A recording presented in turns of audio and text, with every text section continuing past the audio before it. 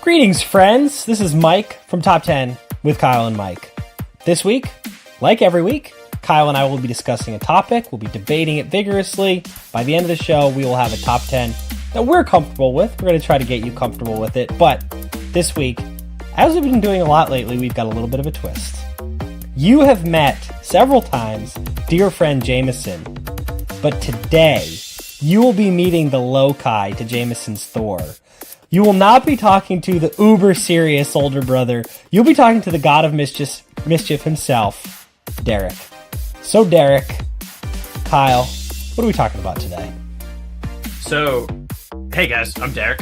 Headed into the summer, something that's going to be big is vacations. And so when I was brainstorming what I wanted to talk about, I was thinking what would be better than to introduce and bring up the fact that there are a lot of activities that you can do on the beach.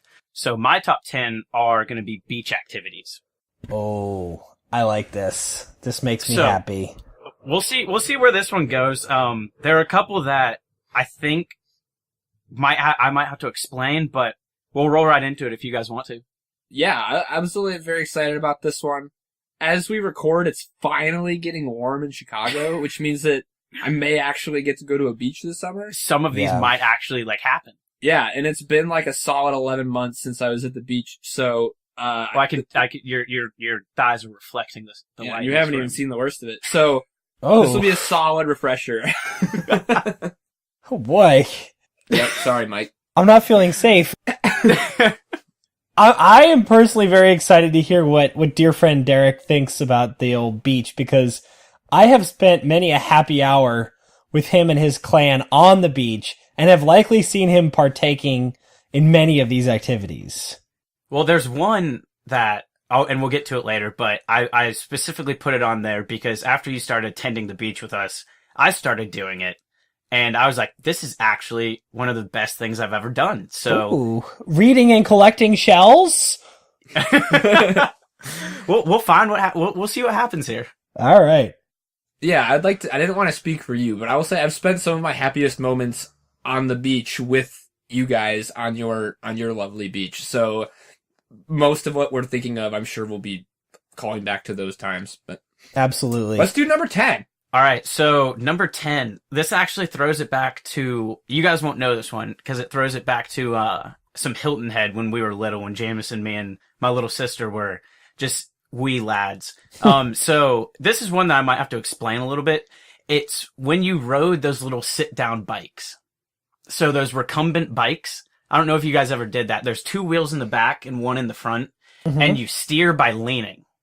I'm familiar with the concept. Usually I would do this on some sort of paved surface. Yeah, so that's where this leads into, is knowing me and Jameson, he can get a little out of the box on these things. We would actually, on the beach, you have more of an opportunity to make your own landscape. And so we would start to build ramps. We would have holes. And if you can just picture little 8-year-old, 10-year-old Derek and Jameson flying up and down. I mean, we had to beg our parents to ride these bikes. Every time we went to the beach, we were just like, please, Mom and Dad. And I seriously think they didn't want us to, because we almost, we would hit people every single time we took them out. You guys are probably the scampiest people I know, just being scamps. And this fits right in with that image, because this is a super scampy thing to do. Absolutely. I think in my mental image, there is no way that a young Jameson went to your parents and asked for this and they said no. Because if he did it, he would have promised to be wearing a helmet, and he promised that the ramps would have a slope of no greater than 10 degrees. There would have been all sorts of hedging involved. But you'd be like, Mom, we're going to go on the beach. Do this. We're going to ride this thing. And she's like, Derek, I will paint your back porch red if you ride into that other person's fire pit again like you did last week. Oh, and if there were sandcastles on the beach? Oh, boy. But, and then you gotta think about it cause we would go down there and we'd have 4 or 5 families down there, and all the kids were our age. And so we would have a little bike posse rolling down the beach. That's great. My goodness. Not as intimidating as a troop of kids on big wheels, but this is probably close. You see us rolling over the horizon on our little recumbent bikes, so it was a good time. And then, so we'll move on to the next one. What should I put here? Like I said recumbent biking? On my list, I said ride those sit-down bikes. Okay. I think there's potentially an opportunity for expanding this to other two-wheeled means of conveyance. Let's go with biking for now. I will say I've literally never seen anyone riding a bike like on actual beach, like sand. Well, actually, I don't know if you've ever seen this, but when we've been visiting Derek and Jameson's place, there is a lot of beach biking that goes on. There is. But it has those big fat tires. Yeah. Have you ever seen this? It's like an extra mountain bike. I'm sure I have. I guess, yeah. It's just when I think of biking at the beach, I think of, because usually a beach has an associated, like, bike trail. Well, ours, because at our beach, like, all the resorts are on the other side. Yeah. And so people don't normally bike all the way down to our side to bike but the cool thing about these ones is you're sitting down, your butt's like 4 inches from the water. So if you go near into the surf, you can get a little refreshing. Sure. So a little bidet action. Yeah, a little bidet Oh, jeez. What's number 9, Derek? So we'll move on from that. So number 9, this one, it's one of the more relaxing things to do on the beach, as along with the next one. But for number 9, I'm going to say searching for cool shells while you're walking down the beach. Whoa, I was just kidding. Shells really made the list. Shells did make it. I mean, like, you go out there and it's one of those things that no matter what beach you go to, you're always going to find different shells, and it's you can have them as a keepsake. And everybody loves walking down the beach, and while you're walking down, you're just meandering, looking at the cool shells, and you really never know what you're going to find. So that's why I included it, because I think it's one of those more relaxing times that you can spend on the beach. You can walk with your mom, your dad. Now here's the fundamental problem I see with you advancing this as a relaxing activity, is that I know the moment you found that really cool swirly striped shell, Jameson then found a better swirly striped shell, and then you found a bigger one, and then he found one that had swirly stripes that were in reverse, and it turned into a whole competition and turned out not to be very relaxing. And then before you know it, we're sticking them in between our fingers like Wolverine. And yes, and Jameson's crying. No, it started relaxing, and I will say, to your point, the older we got, the more tamed this activity became. It was, at the beginning, we were going around, it was a competition.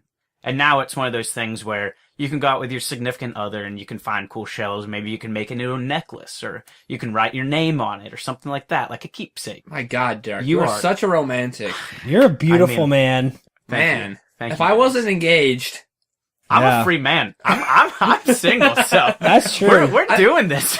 I'll say, I'll come snuggle tonight. Well, you know where I'm at. I will say that I don't really do this too often anymore, but there's nothing better than, as a child, coming across like checking. You look at probably in excess of 100 shells, and you find one really, really cool one, and that moment of like discovery of finding a cool shell makes the whole endeavor very much worth it. I haven't done this in a while, but I was hoping this would appear on the list, and I'm glad it has. And then, God forbid, you're walking down the beach and you find the mother of all shells, a conch shell. Whoa. That changes it for everyone.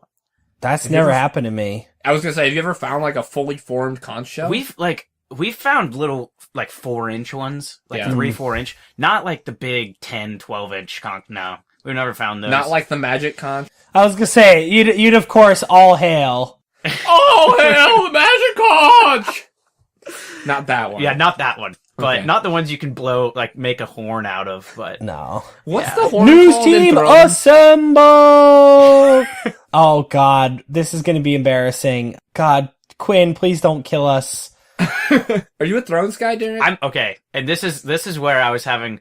I'll put a disclaimer out there. This is where I was having trouble finding a list that I would be... I would feel like you guys would accept me talking about. Because you guys, after listening to these pods and talking to you guys for the last 6 years, you guys remember every single thing about movies and shows and books. And I just watch it for the fun of it. Like, I'm sitting there and I'm just cracking up. And you could ask me a question after the movie, and I could not tell you what happened. But like, in the moment, I'm all for it. I am to my point, I am a Thrones guy. Yeah. But I am blanking on some of the main characters' names. Gotcha. That is quite acceptable. I just want to say one last thing about the shells, because my sisters won't forgive me if I don't mention it. But when we were growing up, when we would go to the beach, my mom taught us something that she called the shell store, where we would just like hang out and we would pretend to open stores where we were selling and trading shells. And that was a real joy for us. I remember doing that many a time on the rocks in the beach near where we lived. Were you all named Sally? Yes, of course. Actually, hello, Sally. How are you today? I'm well, Sally. Thank you for asking. I am selling like seashells by the seashore. I want to see that, Sally. I want to make one quick plug. So Alex and I recently saw this comedian named Ismo, who he's been raving about. He's a Finnish comedian, and long story, he has a joke about going to an English as a second language class, where they make him say she sells seashells down by the seashore. And he has this hilarious bit about how improbable it would be for that to come up, and like, include several observations about like, he would just say, hey, that lady's got a bunch of clams. And then how selling seashells by the seashore is the dumbest thing you could do because they're in such great supply. It's an incredible bit. Very worth checking out. Ismo, I-S-M-O. He's very funny. We'll look him up. That's amazing. Yeah. I'm glad he pointed out that fundamental misunderstanding about supply and demand. It was great. It was a very important point. That's like my favorite for supply. My favorite line of The Office is when Michael's like, "We sell paper in a paperless world." Yeah. Yes, paper in a paperless world. Limitless paper in a paperless world. Oh, I love it. What's number 8, Derek? All right, so moving on to number 8 is actually what Mike has brought to my attention. And what he's made me love, and what every time I do it, my mom thinks I'm crazy. Wow. But streaking. Yes, streaking. Yeah, this would have been higher for me, but no, actually, it's taking a good old book out on the beach. And just popping down and reading a couple chapters. I'll let you start with this one, Mike. Yeah, you could go ahead and rip me apart, because I know, like, I just recently started this one, and you've been doing it for forever. Sir, you fundamentally misunderstand me. I am a very welcoming member of the reading community. I want all to read whatever they want to read whenever they want, and I'm so glad to have you as part of our club these days. I think it's good for you because I think any little dose of quiet concentration only purifies that essence that makes you who you are, because it allows you to focus and build up more energy for the oncoming outburst. And it makes me very happy. So I'm a huge proponent. I will likely argue for reading to be a little bit higher on this list, regardless of what comes next. Because there is, to me, no purer joy than laying by the seashore and reading a book. There's literally nothing I enjoy more than that. But I'm a huge fan. I'm very glad you're doing it. I would say that reading by the beach is I like reading anywhere. I would read on a train. I would read on a plane, or any other number of places. But the beach, I think, is one of the best places to do so, because the level of ambient noise on a beach is just right. Just have the waves crashing in the background. Waves, seagulls, gulls, people doing whatever it is, but like in the distance far enough that the specifics aren't really registering with you. Yep. I think natural light really is awesome for reading a good old fashioned paper book. Yeah. We run in a very specific circle. I think Mike and I enjoy reading, and I guess you too, Derek, more than probably the average cat. I've gotten into it. Jameson, like, yeah, buddy, like, if he reads, like, I'm reading a sentence a year. Well, talk to us. I want to hear what's on the old agenda these days. You got anything going right now that you're liking? So actually, right now, I'm reading Unscripted.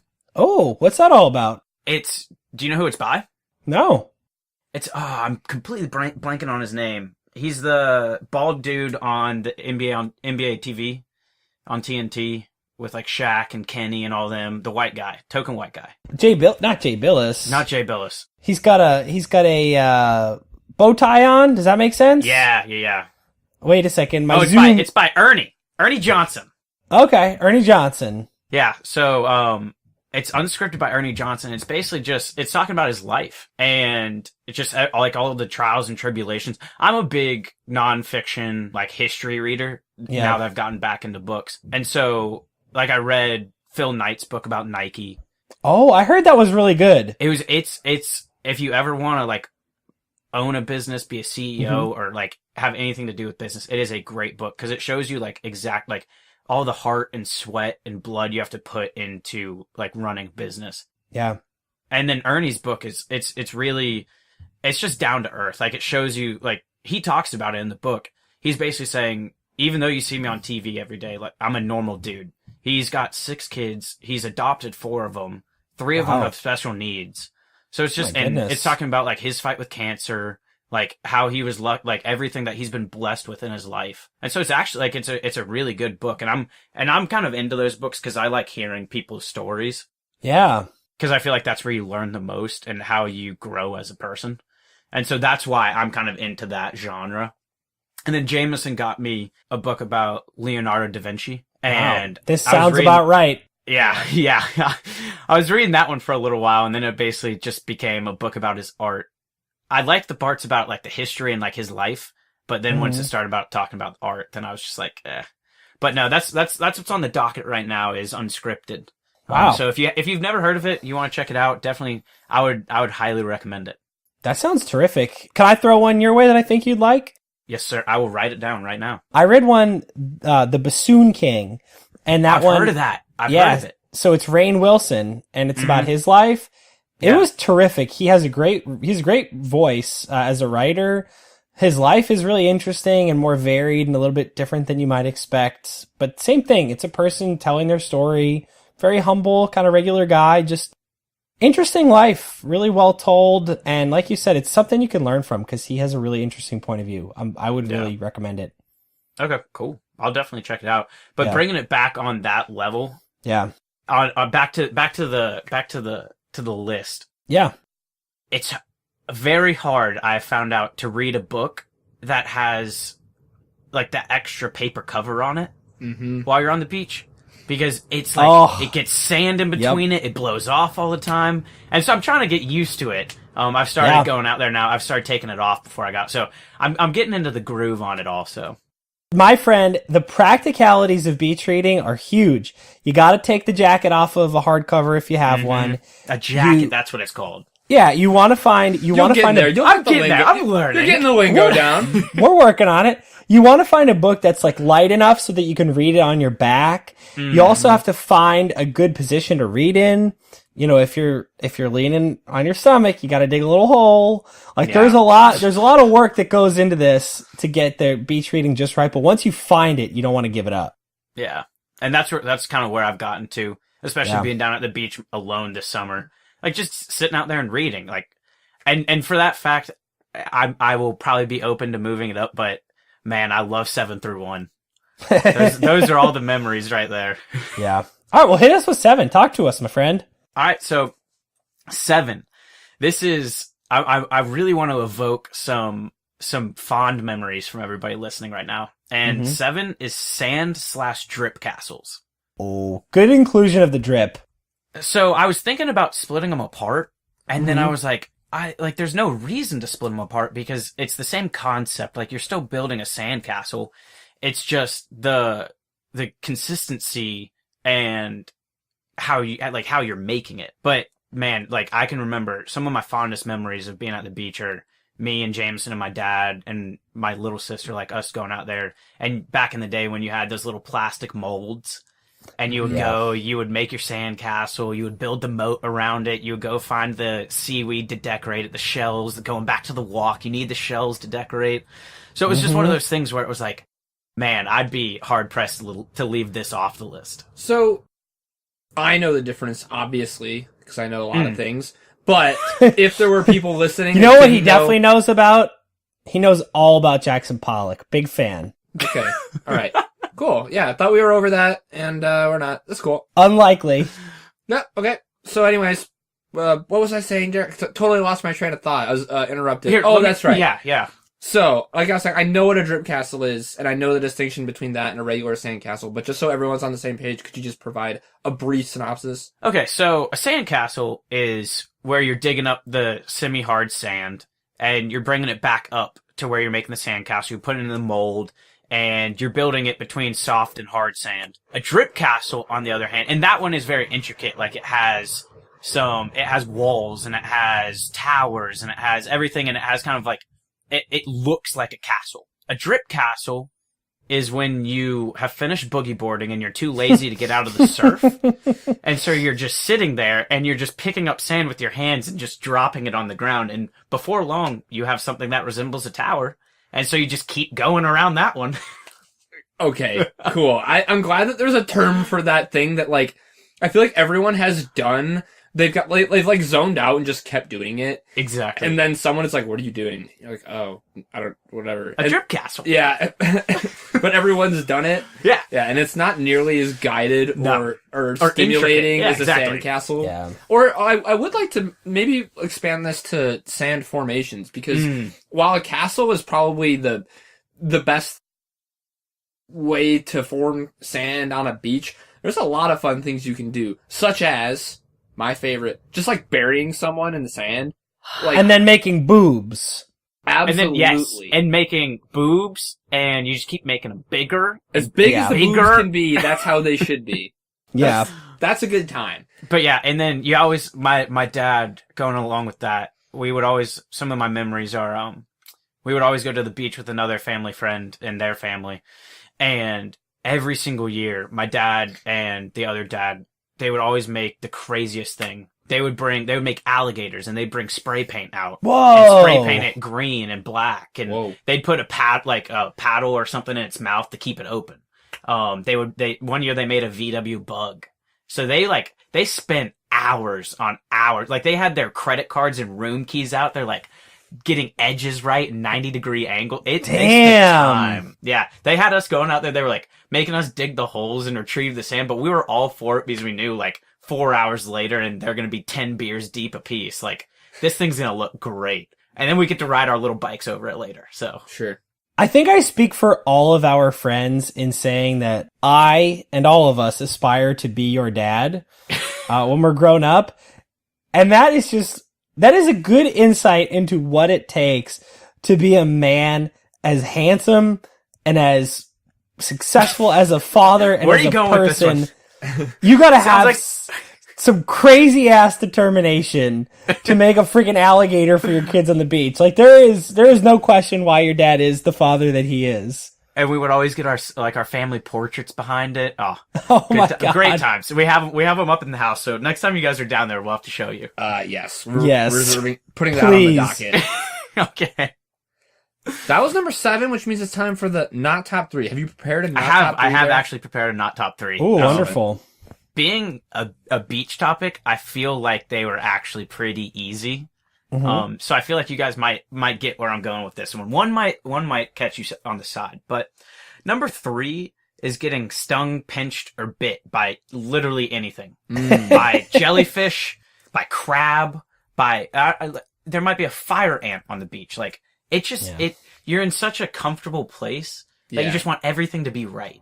And when it's not, it's very jarring. Exactly. And then when you get stung by a jellyfish, you have to whip your penis out and pee on yourself. So On yourself. Wow. Yeah, it gets bad. Self-medicating. quick New Girl reference. Anybody remember when Schmidt gets stung by the jellyfish and he tells Winston to pee on him and he says no, but he asks if a number 2 will work?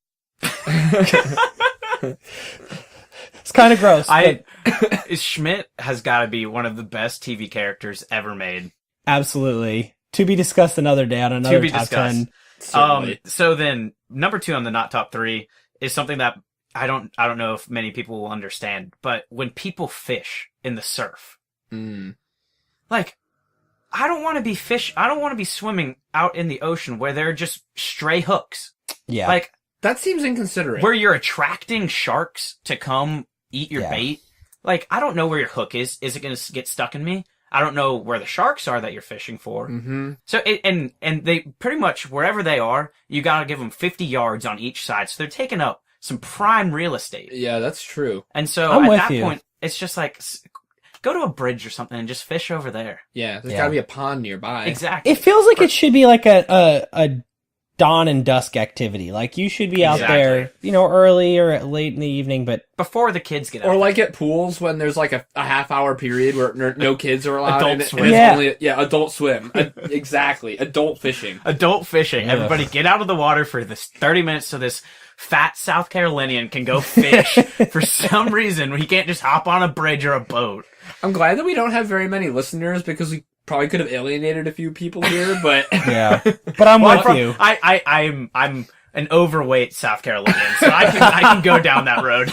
You are from South Carolina, but that first part I dispute. Medically, I am overweight. I'm okay. So we're not going to go down that. So then, All right. number one, you guys can probably guess this, is getting burnt. Oh, I would have said putting sand in the shorts, but the burning is pretty tough too.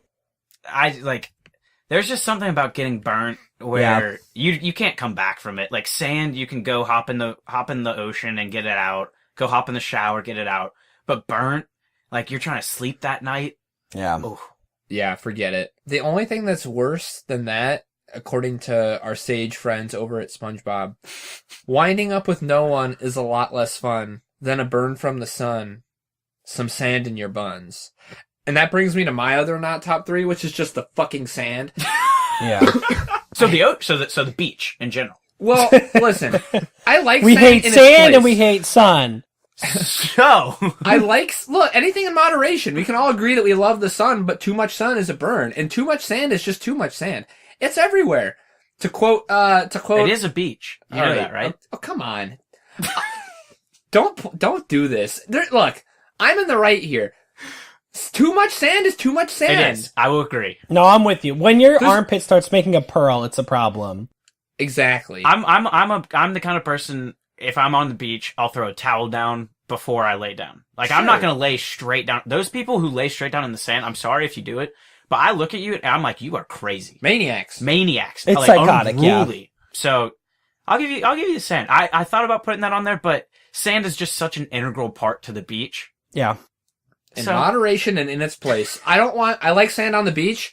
Really, it comes down to, if I get back to wherever I'm going and there's still a lot of sand, then it's a problem. If I get sand in the pages of my book due to my own clumsiness, I'm blaming the sand and not me. Yeah.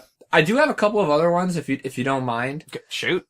This one, it can vary depending on your conditions, but I would say 8 times out of 10, if I try to play Frisbee on the beach, this experience is ruined because of the wind. And I persist because I love to throw a Frisbee, and it's almost always futile. We were out walking down the beach on the lake up in Chicago the other day with Jameson, and 2 dudes were throwing the Frisbee. And to your point, there's nothing that makes you look the least bit athletic than throwing a Frisbee on a windy beach. It sucks. It sucks. You just end up chasing the Frisbee, and it's just no good. The only other one I wanted to throw in here was, I don't think I've ever maybe a couple times I've seen someone do it. It's a close relative of searching for seashells, is the metal detector searcher. Can you think of anything less fun? Like, you're never gonna find anything cool. Yeah. Ever. You see the old man with his fanny pack and his big old headphones just strolling down the beach. That can't be fun. Just a little bit of butt crack showing at all times. And like a lot of zinc. Not suntan lotion. He is, the man zinc. is purple walking down the beach. Yeah. So, I'll give you the metal detector, yeah. Oh. That's a good list though. Yours were more just like the harsh realities of beach life. I guess to your point, the getting burnt and getting stung aren't really activities.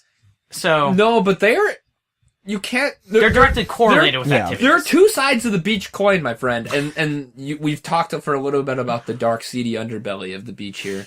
Yeah. That brings us to number 6. Yes, it does. Unless you had anything, Mike? No, I like all those. The only thing I might add briefly is kind of with the just side effects of the beach would be the iced coffee that de-ices too quickly, because I am very passionate about an iced coffee on the beach, and when it melts too quickly and then it warms up, very disappointing. But other than that, I think you covered it. Excellent. Well, I don't drink coffee, so there's another thing that you can open my eyes to. Oh, I'll be molded by Mike. Molded by it. My young apprentice. You want me to recap? Let's do one more, and then we'll recap at 5. Recap Yes. at 5. That's kind of our new thing we're trying on. Man, We're all right. we're workshopping it. All right, so number 6. You guys might yell at me for this one for putting it at 6. Definitely. Please But- tell us anyways. Boogie boarding. You mean for being this low? For being this low. Yeah. Okay. Make your case. So, boogie boarding. I think the only case I need to make on this is, unless like you have a certain affinity for it, or you just absolutely, like, that's the only thing you can do. Boogie boarding is really only applicable from ages like 7 to 15, 14.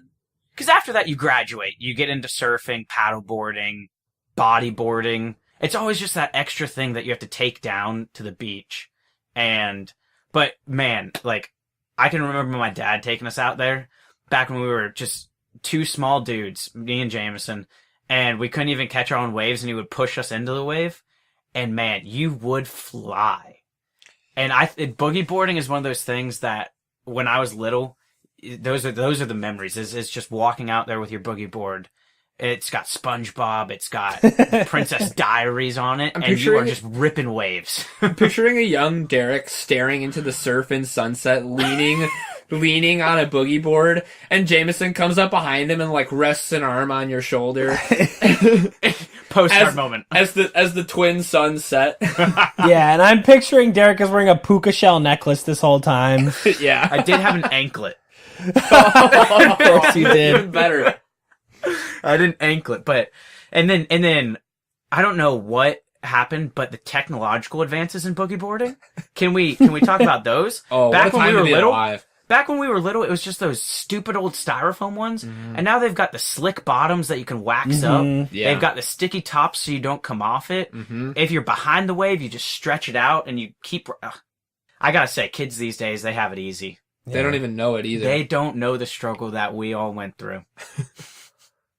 But yeah, boogie boarding number 6. Man, going back now, I'm about to shed a tear here. These are all these memories. Beautifully done. I like that you're living in it. I think this one gets a lot of points for sentimentality. Because you're right. Like, even though I could still enjoy a boogie board at my current size, I think like past a certain point, there's just a certain impracticality of it. Yeah. And then you're right. Like you graduate. Like I can't surf, but like bodyboarding is as an effective substitute. So I see your reasoning, and we'll see. Well, whatever. Well, we can discuss. I feel like I gave more of a reason for it not to be on my list than for it to be, but it was just that the sentimentality. The glisten in your eyes is selling me, Derek. Whew. Yeah. Man, I'm going back. Those home His videos eyes of us swim with the boogie-boarding. ghosts of his past. You know, someday I'm gonna have to Thank you, graduate Rita. from my memories, but man, yeah. So I can recap now if you want. Please do. Please All do. So number 10, we resolved it to be just biking. Number 9 is searching for cool shells while you're walking. Number 8 is just sitting down, finding a nice book to read, and just soaking up the sun rays. Number 7 is your sand drip castle. And number 6 is your boogie boarding. Fantastic. So we'll move on to number 5 if you guys are ready. I am prepared. So this is one that I was struggling to find a name that everybody would relate to. But what we called it Smash Ball. Smash ball. Oh, is this like the paddle paddles. game? Yeah. Yeah. So it's the 2 paddles where you have like the little rubber ball and you draw the tennis court. And when you have a ton of people there, you inherently start a tournament. Mm-hmm. And I just like, man, that paddle game. And I will say by the end of it turned out to me and Jameson trying to hit each other with the paddles. And that's what brothers do. As it goes. Of course. As it goes. Sure. Jameson hitting the ball as far as he possibly could. It turns into a home run derby. Sure. Yep. But yeah, Smash Ball. When I was first trying to think of it, I was like that game with the paddles where you hit the ball back and forth. But I think Smash Ball is one of those token beach games where no matter what beach you're on, wherever you are, you're going to walk down the beach and see somebody playing this. It's one of those weird things that could probably be done anywhere. Yeah. And yet you only see it at the beach. Mhm. Like, do you ever see anyone playing Smash Ball anywhere but the beach? No, I No? don't. I don't.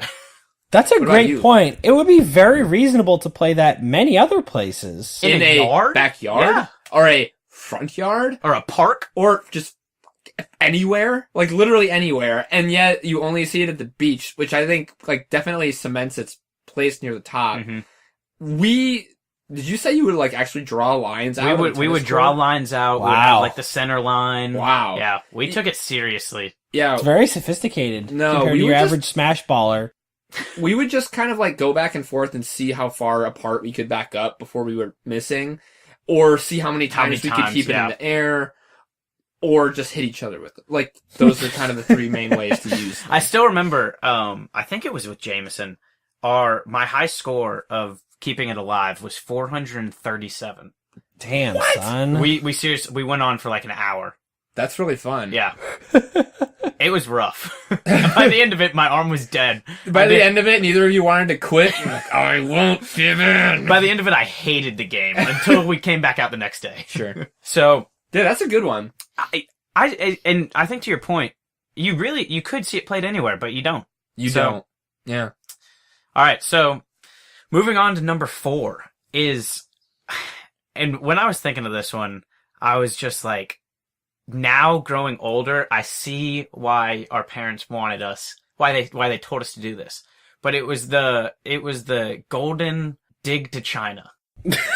Like, is there an easier way to keep your child preoccupied for hours than just let them dig a hole? So to be clear, your number 4 beach activity is just literally digging Oh a my hole god, as deep did as I you love possibly that? can. Did I love that hole?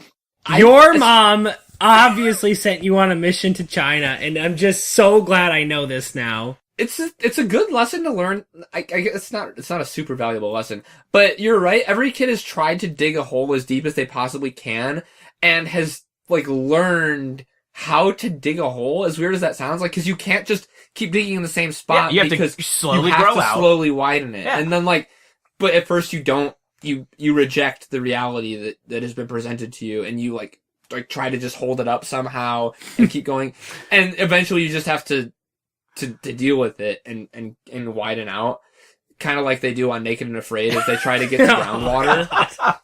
Slurping some cockroach-infested groundwater. Yeah, But well, this one I think goes in tandem with sandcastle building, because as any good sandcastle builder knows, structurally wet sand, you need to have wet sand at first if you have any kind of thin structure. Hey, are you a civil engineer? I pretend to be one.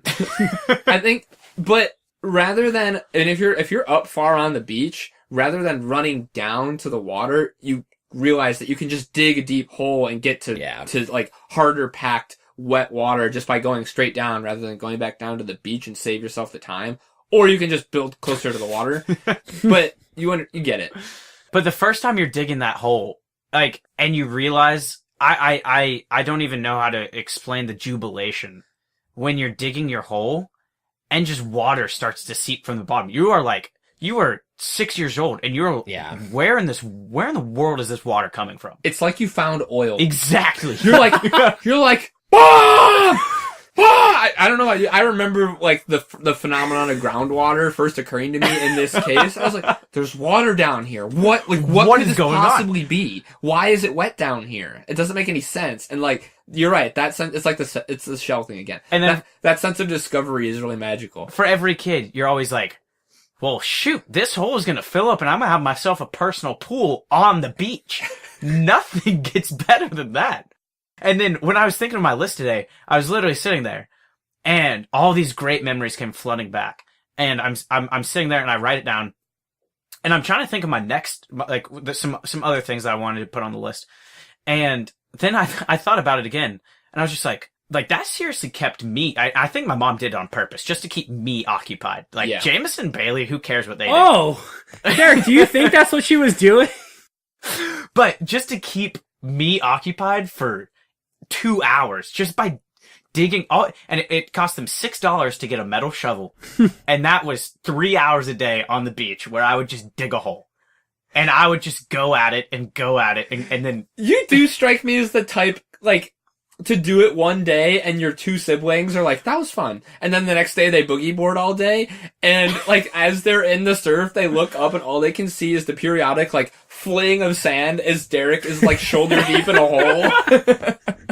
And then... I'm, like, developing a really strong image in my head of a young Derek, like, actually making it to China and seeing Jin Yang just there smoking a cigarette and saying, special occasion. Like, that's all I can picture right now is Derek, like, coming up. For some reason, even though he's on the beach, he's wearing overalls that are covered, also not with sand, but with dirt, and he just, like, pops his head up and sees Jin Yang. And then, as you got older and you learned about the Earth, you're like, I totally got hoodwinked. Yeah. As a kid, you thoroughly believe Oh, you absolutely. can get to China. And then you're like, I would have to dig through so many things. I would die when I got to this. Like, modern day science catches up with you and just destroys everything you ever thought of digging to China. No, it's sobering. It is. It's saddening. Yeah. Even more so. And then I'll add one more little Easter egg to this is when you got deep enough to have your head under the sand level and it just changed the whole tone and pitch of the ocean. It's like sticking the conch shell up against your ear. You're totally right. You feel like you've entered another realm. And you're like, this just got real. I'm in the matrix of sand. There's like a weird sense of accomplishment that comes with standing in a hole that you dug yourself. And that is the height of you. Yeah. It's one thing to dig a small hole, but that must have been how Stanley Yelnats felt every day. I was going to say, I wonder if that's like the official beach measurement is instead of measuring your shovel, you stand in it and then you lay down in it. And if you fit you by you, then you're done with that hole. You have officially dug the best hole. And going back to holes, I promise you, my mother and father gave us ample amounts of water while we were digging. Sure. So it was good. Crack the window in the car. They weren't making you dig holes in an abandoned lake with yellow spotted lizards all about. All right. What's number 3? Number 3, man. Dig to China. That was good. I'll pat myself on the back. Man, Derek, I gotta say, Derek, this is a real good list so far. Great work, Derek. This is me as Derek, by the way. I don't know if we have time for a little anecdote here. Yeah, anecdote. Okay, anecdote. So, going along with patting yourself on the back, we were playing an intramural basketball game. This will take really quick. We were playing an intramural basketball game my junior year of college, and this guy, he dribbles the ball down. He wasn't on my team, so I don't know his name, but he was dribbling the ball down and made, I will give it to him, a nice pass. He got a nice pass into the paint. The dude made the layup. Dude turns around and goes, "Hey, nice pass!" Like the guy who made the pass. Oh no! And we're all saying he complimented himself on making a nice pass, and we're all like, "Boy, you did not just say that." See, you can do a little swag walk and like kind of go backwards for a few steps before turning around, but like to actually say it is as you're crossing a line of unspoken rules. Exactly. He should have known. He should. But that's the end. You just trot backwards and tap your chest as you go. Everybody knows that. Or go in and ask for a high five. Or spit on someone's face. Exactly. Like, there's a lot of things you can do. Yeah, or trip somebody and get... God. Anything's better than complimenting yourself. All right, number 3. I'll get straight to it, because this was a good one. Yep. This was simple, but so much fun. Oh, wait, hold on. Oh. This is number 3, so let's do honorable mentions. Honorable mentions. Sorry, I got ahead of myself there. It's like we don't even do our own podcast. So I got 5 I know all the mentions. checkpoints. Yeah. I got 5 honorable mentions. Okay. And I'll just rattle through them and you guys can say whatever you want about them. Okay. But number 1, bocce. Bocce's a good one. I thought it was an honorable mention. I didn't think it deserved to be on your top 10. I think because it's as made famous by lawn games, I think bocce probably stays off the list, but yeah. Skimboarding. What is that? You've never skimboarded?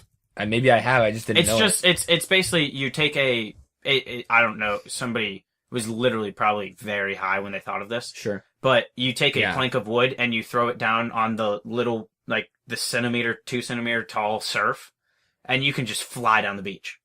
You take a small board and you just throw it on, like, the little skim piece of water. Yeah. And you just go.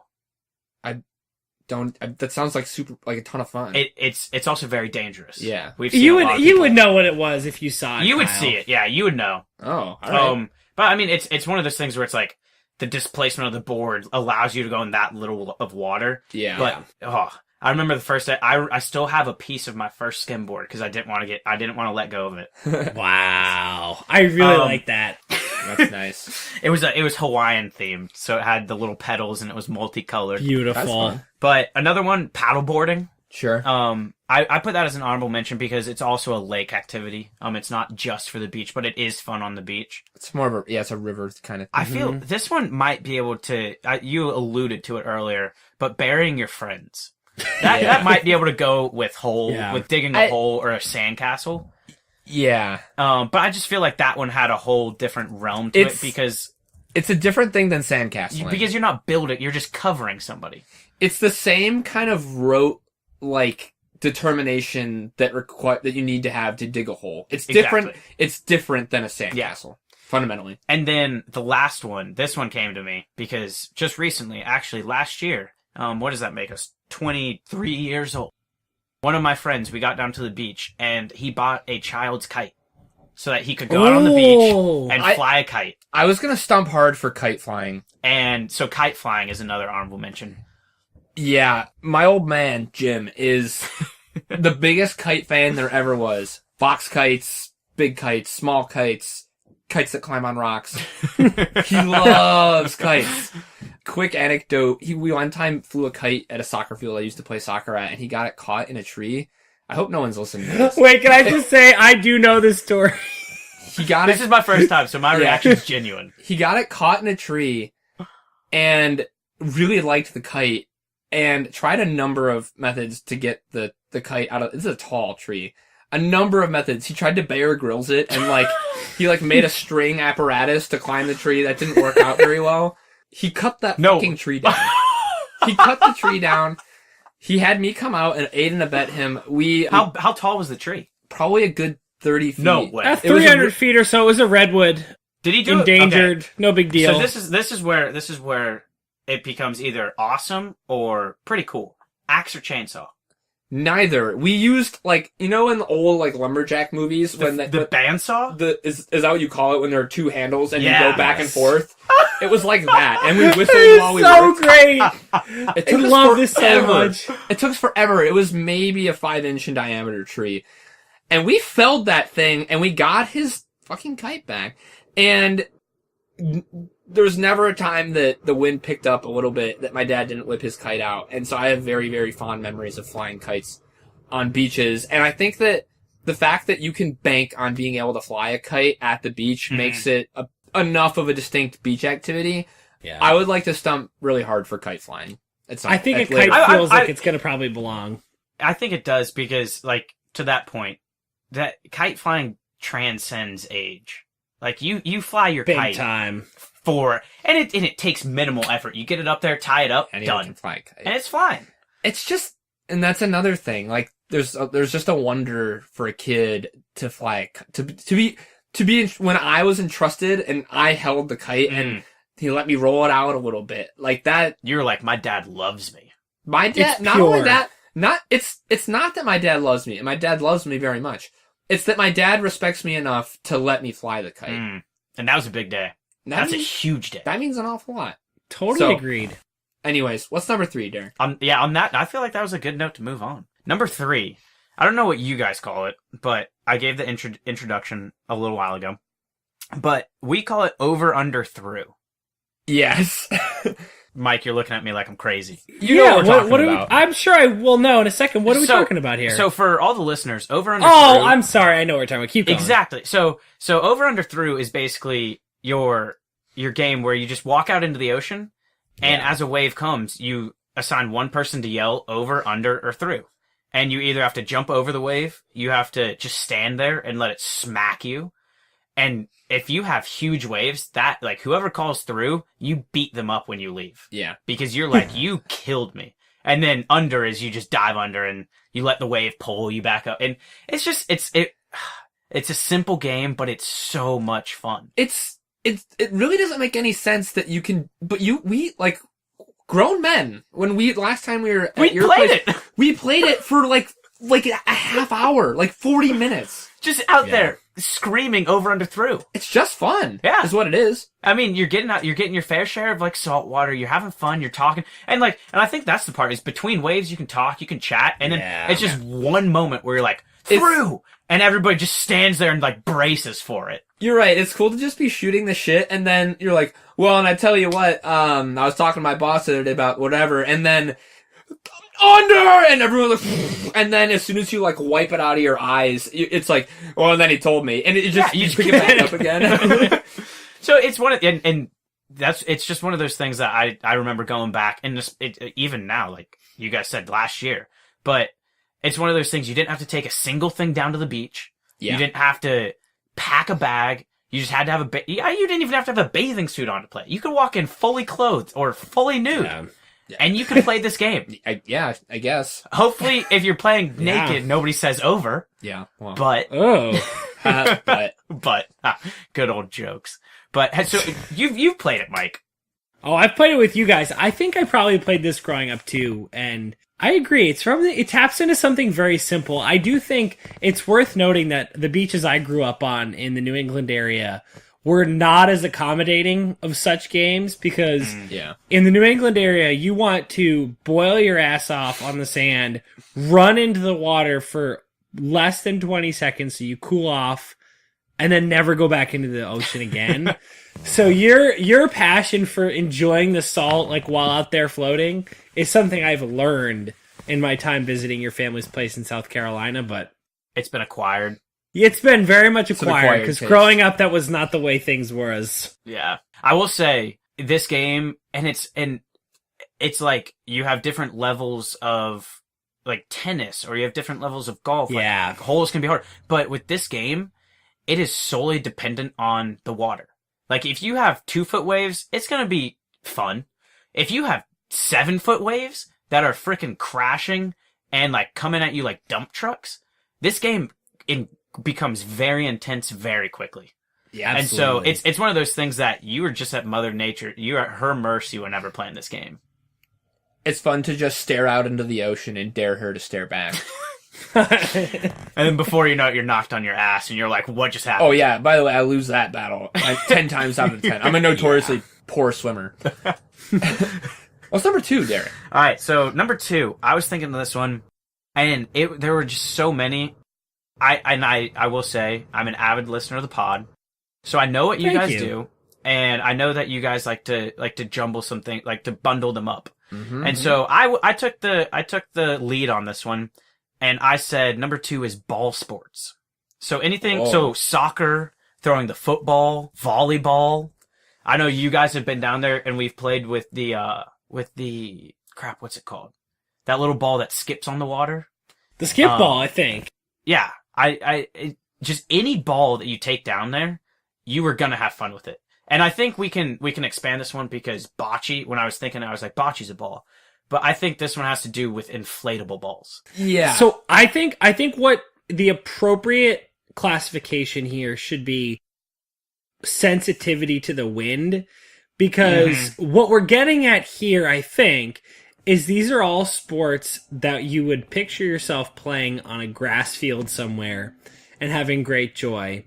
But the beach, you have great joy, but the game is fundamentally altered. Oh, because whatever, like, wiffle ball is a great example. Beach wiffle ball is an absolute blast, but it's very different because the moment you hit the ball, depending on the wind, and it's usually blowing in. I don't know how that works, but it always seems to be blowing in. You hit it, the ball just takes a nosedive, so you have to learn to actually hit and run, and there's weird base rules. I like that, and I think that's part of what's fun about the beach version, is it's always significantly different than the regular version. I don't know if you guys remember this, but when you guys were down at the beach last year, or was it 2 years ago or last year? And this also shows that beach ball games can be very much altered. Is I think we changed the direction of our wiffle ball game 4 times. We changed where home play, and you can't do that when you're playing on a field or something, or like on an actual baseball field. Well, what's more important is you wouldn't. Yeah, you wouldn't. But out here, like, if you want to smack some homers, you just put the wind at your back. But if you want to have those high pop-ups that are going to challenge people, and then when you're playing soccer, it's one of those easy ones where it's like, keep the ball on the ground, or else you are running halfway down the beach to go retrieve the ball. Right. Yeah. Yes, the risk reward is huge. That the risk is that you have to go chase this ball down forever. And knowing our beach, there's not going to be that many people out there to help you stop it. Yeah. And the wind will be blowing. So if you try and rip a shot, or like if you hit a foul ball and that thing catches the wrong spin, like have fun. We'll see you tomorrow. I distinctly remember playing spike ball on the beach, Yeah. and we were playing basically Yes. like as the tide was going out, so the sand was still really hard packed. And someone whaled one, and it was a perfect storm. If someone whaled it, and the wind was going, and there was no resistance on the packed sand, and so if that happened, you knew if you didn't sprint and catch it before it got off, you're screwed. Yeah. Which, that's not how the game is played Yeah. in a backyard, and it's fundamentally, it can be more fun and it can be more challenging, but it's definitely a different kind of game. But I think Absolutely. to an extent, the reason that another reason why I wanted to put this one on here is because when you're playing volleyball or you're playing spike ball or you're playing soccer on soft sand, Yeah. you are much more hell bent to diving or Yeah. to putting your body on, because you know you're not going to hit a rock or you're not going to hit hard ground. Like Right. you are going to go for that ball with every ounce of effort that you have. And it brings an extra level to that game where you're just like, that ball's 6 feet away from me. I'm going to take 2 steps and I'm just going to lay out. Right. Because you know, like, I'm going to fall in some soft sand. It's going to be nice. I'm going to brush it off and we're going to get back up and play. It adds a fantastic air of recklessness to any game. Yeah. I tell you what, that has not motivated me to yet dive. I gotta tell you, I got a sense it's not going to, but I totally hear you.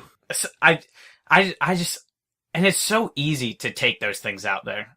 Yeah. Because it's, Yes, when I was that's thinking, also big. when I was thinking of paddleboarding, like lugging, like, especially if it's windy, lugging a paddleboard out Yeah. in windy weather, you are going to die carrying Sucks that butt.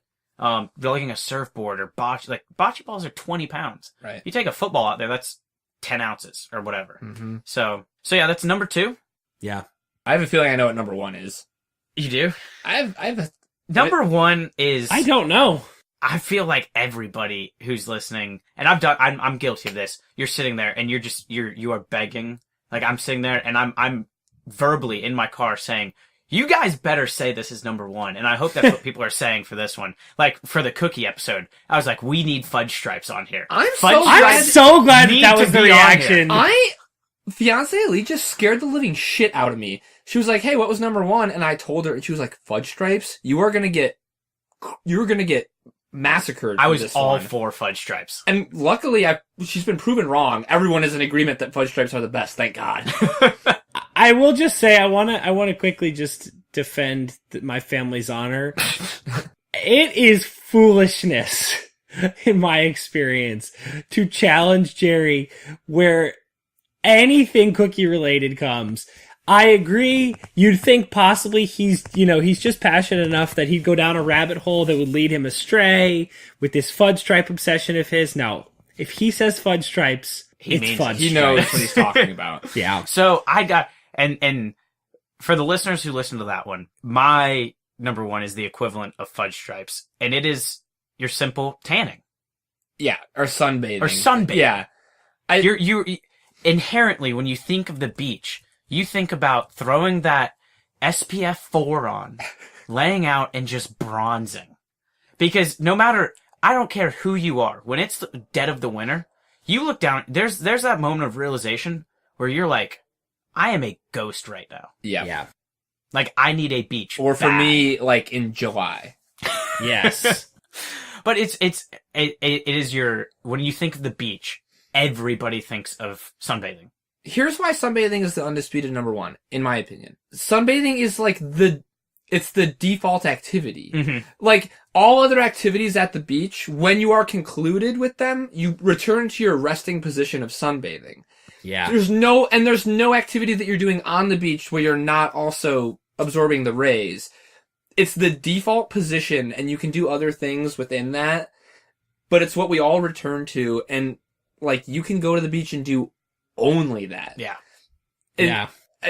You can go to the beach and you might not fly a kite, and you might not build a sandcastle, and you might not play the soccer. You cannot avoid sunbathing. You were required, I guess you could just wear you could cover yourself. You could put a tent out there, but what's the point of going to the beach? Everyone at some point on every visit to the beach just lays there for a minute and catches some rays. It's the quintessential beach activity, and in my opinion, is an ironclad number one. And 9 out of 10 stories you hear from going to the beach are people getting absolutely sunburnt. Right. And the only reason you're getting sunburnt is because you were tanning. Right. Because you forgot to put sunscreen on. And so when I was thinking of this list, it was just, I pretty much, I knew my number one, and I was like, tanning has to be it, because like you said, no matter if you're swimming, if you're surfing, if you are playing football, if you are digging a hole, you always get back up, you pull your shorts up a little bit, you pull the waistband down just so that you can extend the area of tanning. Yep. Because that is what you return to every single time. That's how it's done. Any other thoughts, Mike? No, you guys have made a hell of a case. You're totally right. I think the fact that you're always doing it, even when you're not doing it, it's hard to make a more compelling case than that. So, I like it. Okay. It was my number one. Yeah, obviously you like it. I'm glad we're all in agreement here. Mike, what other ones did you have on your list? We should probably try to hustle and get this knocked out. Yeah, truthfully, I don't have a ton that's, I think, like, really needs to get on this list. I'm pretty simple on the beach. I mostly read and ignore others would be my big things. I think those probably go hand in hand. I'm very passionate about wiffle balling on the beach with my family. I like some of the more kind of out of the box, and I guess I mean like from the box, so in the box games like ladders. Cornhole is very fun on the beach. Cornhole. Some can stuff jam, like that kind of thing. See, but Can Jam brings the frisbee back into it. That does bring the frisbee issue back, but those kind of games I always enjoy on the beach. Spike ball, which probably goes into the ball category, but like we are in no way sponsoring spike ball. We just happen to love the game. No, we're sponsored by Hasbro. We do the bop it and we do the skip it. Remember that? Yeah. So no, those are my big passions on the beach. I like to make sure nobody touches me is a big one. Yeah. Like that, the accidental like rolling into your significant other or like your dad or your sister or whatever, and like your shoulders touch and you hear that little squelching noise. No good. Ugh, it's gross. And it's like they're hot and you're hot, so now you're like, ugh. No good. I don't know. So I'm thinking about it. Long walks on the beach, but even that's sort of like long walks with the shells.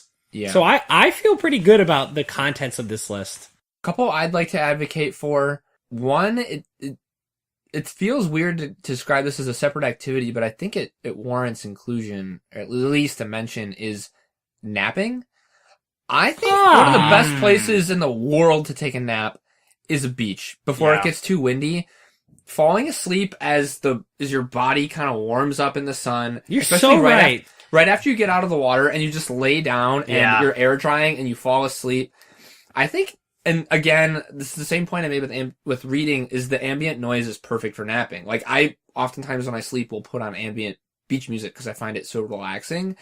I love napping. I nap an awful lot. I like napping outdoors, and ideally I'm napping on a beach. I don't know if it warrants being on the list, but I really think that it's unique enough that it maybe should. Can I think that one didn't make it on my list because you guys know me. Yeah, and good point. It is. We're out there for a purpose, and that's to have fun. Have you ever napped in your life? One time when I was super jet lagged. He was grounded and he was jet lagged. And I just popped. No, never mind. I'm not gonna. Yeah. I was gonna say NyQuil, but yeah. Another one I had was any kind of like splash fighting. I'm a younger brother, so that has my stamp of approval. Yeah, that has my stamp of approval. It's not an activity that usually lasts very long, but just like whipping your hand right at the surface of the water to get the big to wave. Get the maximum like up splash. Mm-hmm. And then the stomping, like just getting the big wet splashes. Or you graduate from that and you grab the sand from the bottom. Yeah. Any kind of water-based fighting on the beach, I think. I'm in for that one. Should be on there. Chicken fighting? Chicken fighting gets in. Chicken fighting I associate more with pool games, but I see your point. I don't think I've ever done that in the... Seems dangerous in the ocean. Very, very dangerous. The last one I wanted to throw on there as an adult, now that we've enjoyed this, I really enjoy just having a nice drink on the beach. Yes. I like that pick. Yeah, drinking on the beach is really fun. Like as stereotypical as you can be, like a Corona, or for me, a nice summer shandy. A nice line of Kugels. A Leinenkugel. Give me a liney. Put a liney in my hand. I've heard about that one from many people, and I've never witnessed you drink one, but by God, I've heard like at least 7 people tell me that Kyle just loves this summer shandy. Oh, he sure does. Sue me, they're delicious. I'm with you actually on this one. I wasn't sure if this would count as like a full on beach activity, but I think it does. Once a year, my family goes to this place, this local clam shack that's very famous, and we'll get like, fisherman's platter or lobster rolls, and we always have a couple freezing cold Stellas on the beach with us, and a lobster roll and a cold Stella or a nice glass of white wine on the beach, can't really beat that. Yeah. So, I don't know. I think what we can do here is we can kind of group a lot of these together as a way to include some.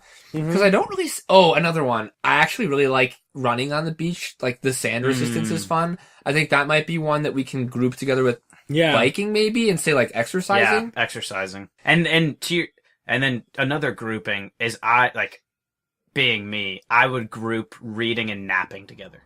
Oh, boy. Sorry, Mike. They do go hand in hand, but it could be a little bit roughshod there. I think a more natural pairing is napping and tanning. Napping and tanning. Yes. Okay. Because exactly, while you're napping, you're tanning. You can do both simultaneously, and I just think like your intent when you read a book, you're still actively engaging in an activity, whereas when you're napping, you're actively intending to do nothing, as you are when you're tanning. I think that makes sense as a grouping. I think we should go ahead and just jump the shark and put paddleboarding and skimboarding and boogie boarding and together, any kind of boarding. Boards, yeah. I think that we should put burying your friends in the same group as digging a hole. Mm-hmm. Kites, it's hard to group in there. Like that one, I think. I would be, well, no, because that includes walking. Is the searching for shells. That's like searching for shells and walking. Because I would say I'm almost, that's one of those things that like, I'll do it every now and again, but I'd rather fly a kite than sit out there and walk. I think that's an important one, though. Yeah, I think you were right. For a lot of people, I think you were right to include that, Derek. I think you were right to include it, too. I'm having a hard time finding stuff that I want to take off, and yet I feel strongly about adding some. I think exercising, you had it at not really exercising in its pure form, you had biking. I think that one you had correctly kind of at 10 because it's a kind of a niche thing, and like I think that's a really solid honorable mention. I think we have room there maybe to pull that one off. Yeah, no, I would bring that one back off if we wanted to free up a spot. I think the reason I was so attached to that one, and now that we're expanding it, is just the memories that were with it. But now that we're expanding it, it's one of those things where I think something more fitting can go in that spot. And really, the only genuinely new thing that we want to put on this list is, I think, flying a kite, because we're grouping. Where are we putting splash fighting? Oh yeah, because that didn't even. And now that you've said that, could we reasonably get away with grouping that with over under through? They're kind of. You could make it sort of like water time. Water. Hey, fuck it. It's our podcast. It's your podcast, my list. Let's do what we want. Okay, that one's getting grouped. Boogie boarding, paddle boarding, skimboarding, that's getting grouped. Burying your friends, it's getting grouped. We're adding kites, and we're taking off biking / exercising. That's 10. Let's 10. Quickly discuss how we want to rank these. I think sunbathing / napping is, we kind of just definitely one. Agreed as definitely one. That's number one. After talking about ball sports, I think that has merit to come down if something needs to be moved up. I think for the pure joy and the pure intent of doing it at the beach, I would say over under through splash fighting water sports should go above ball sports. I agree. I completely agree. I think what you're getting at is things that are beach exclusive should have higher spots. Yes. Yeah, I agree. Not just something that is altered because you are at the beach. Amen. Yeah. Well put. Agreed. In that case, do we want water sports at number 2? So like over under through and splash fights. Yeah. General like swimming. Yes. Yeah. Okay. Sitting in the just laying down in the tide pool. Yep. Yeah. All good things. Planking in the tide pool. Just the simple joy of going back into the water briefly to get the sand off your feet. Oof. Everything. Yes. Everything. Oh, I love everything. that. That's nice. Okay. And to that point, I think digging to China, burying your friends, I think that should be. I think ball sports has enough to stay at 4, and moving digging to China, burying your friends, that kind of thing, up to 3. I think digging to China, I think sand structures and activities belongs high. I would also say that, like, our boarding things should probably go above ball sports. Since we've expanded it, yeah. So we'll just call it, like, we'll just put dig to China on here, and we'll understand that means, or we'll put digging in a hole. Dig in a hole. I like digging to China being memorialized. Digging to China is what we have here. Then we'll say board sports. Yeah. Yeah. Which includes paddleboarding, boogie boarding, skim boarding. Okay. All those surfing, I guess. Okay. And this is where we can get into it, because can Smash Ball be included in ball games? Because that would free up a spot, but Smash Ball is exclusive to the beach. Thing. Because it's so counterintuitively exclusive to the beach. I think it's its own thing. Okay. That is the brilliant thing of this, is that it's one of the sports that should least be exclusive. It should be in every dollar store known to man, but you only find it at the beach dollar stores or beach. It should be done exclusively in areas with little wind. But only at the beach. Yeah. We've dug ourselves into a bit of a hole here, because now we still haven't put sand/drip castles, which I think is, like, actually it's high. One of, like, the most beachy things you can ever do. But I feel like 1, 2, 4, and 4, I think, since they're so broad, yeah, they should not move. Okay. I'm with you. Why don't we compromise and put, I think Smash Ball, just talking global, let's take a step back here and just look big picture. Can we really put a Smash Ball activity underneath sandcastles if we're talking about beach activities? No. Everybody knows what sandcastles are. Let's use some context here. Let's put sandcastles or drip castles at 5. Let's put Smash Ball at 6. And now we have to put kites and reading and walking, and then what's the last one? Ball sports. I think reading can go no lower than where it is right now. I agree. What can't? Reading. Reading. I was about to give you guys an out with everything that you've said about the ball sports. I would be comfortable with having ball sports at 10, since it's not exclusive to the beach. I think that makes sense. But there's an added fun to it being at the beach, but it's not only for the beach. Yeah. So yeah. Okay. So let's do reading. Yeah. Reading at 7, ball sports at 10, and then kites and shell hunting. I think kites belongs at 9. Like, because you can fly a kite somewhere that's not the beach. And shell hunting is just inherently, like, you're gonna see, every time you go out on the beach, you are going to see people wanting to do it. Damn straight. In agreement, Mike? I'm down. That's a list. Man. That's a list of 10 of the 10 best beach activities. I think I ran out of rubber bands. As told by things Ginger. together. Call him the rubber band man. Call me the rubber band man. Oh man, just Kyle, do bundling you together. know you just made a TI reference? I absolutely did, thanks to our shameless plug, Guilty Pleasure Hip Hop Songs podcast. Man, Go back Rubber and check Band it out. Man, wild as the Taliban. That one has my brother on it, so if you That's want to hear right. my voice and Oh his, listen man, to these. connecting all the connections. dots, baby. All right, Derek. Could you please recite our top 10 beach activities? After much argument, vigorous debate, we have the definitive top 10. So number 10, ball sports, which we've gone through it, includes all of those: football, volleyball. So number 9 is flying kites, so inherently fun. Number 8, shell hunting. Number 6 is reading, something that Mike has brought into my life, and I will forever thank him for. I will forever thank you for bringing yourself into my life. I can't top that. Oh, shucks. Yeah, what am I supposed to say? Mike, I love you. I love you too, Derek. Hey, Derek, what's number 6? Hey, number 6. Yeah, way to bring it back, Kyle. Number 6 is Smash Ball. Number 5 is sand/drip castles. Number 4, board sports. 3, the infamous digging to China, something that my mom just loved, absolutely loved it. Number 2, water activities, very broad, but includes all of your ocean activities. And number 1, everybody's favorite, sunbathing and napping. Thank you so much, Derek. That was a blast. Watching you have all these recollections has been really fun, and it's bringing back a lot of great memories for me, specifically with you. This is fantastic. I'm really looking forward to getting out to the beach. Again, thanks for being on the pod. Thanks for having me on. It was a lot of fun. Thanks for being an avid listener. You're a big fan of the pod. Hey, I love it. It's one of those things where my brother was actually talking about it. It's just like, whenever you can sit down and listen to 2 guys talk for an hour, you know there's something special there. And listening to Mike and Kyle just banter back and forth. Like, I will be sitting in the car, I'll be sitting in my room, I'll be whatever I'm doing, and I'll just laugh out loud. And people look at me crazy, and I'm just like, this is the best podcast I've ever listened to because it brings me so much joy. You beautiful scamp. You have brought a lot of joy to this hour of podcasting, my friend.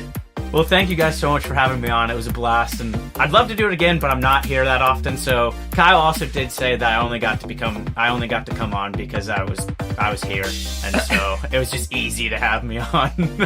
Teasing, wow. Derek. It was convenient. We've long been waiting for you to get on the pod, and yes. the stars aligned, and this has been fantastic. You will be on again at some point. So thank you. Absolutely. Thank you guys. Absolutely. And good night, everybody. Very good. Peace. Alrighty, friends. That was our top 10 for this week, but now we'd love to hear your top 10. So please check us out on all of our available social media outlets, traditional outlets, whatever outlets we have. Check us out on Twitter at top10km. That's all spelled out, top10km. Our email, top10km, spelled the same way, at gmail.com, or our site, top10km.podbean.com. All forms of communication accepted, except for serial killer notes. Please don't send us any of those. If you like the pod, be sure to subscribe wherever you get your podcasts so you never have to miss an episode of Top 10 ever again. If you didn't like it, please tell us why. We'll try to make the show better. Our theme music was composed by Kevin MacLeod, and our artwork was created by Erin Sant. You can check out her stuff at Sant Design on Instagram. Alrighty, goons. We'll see you next week.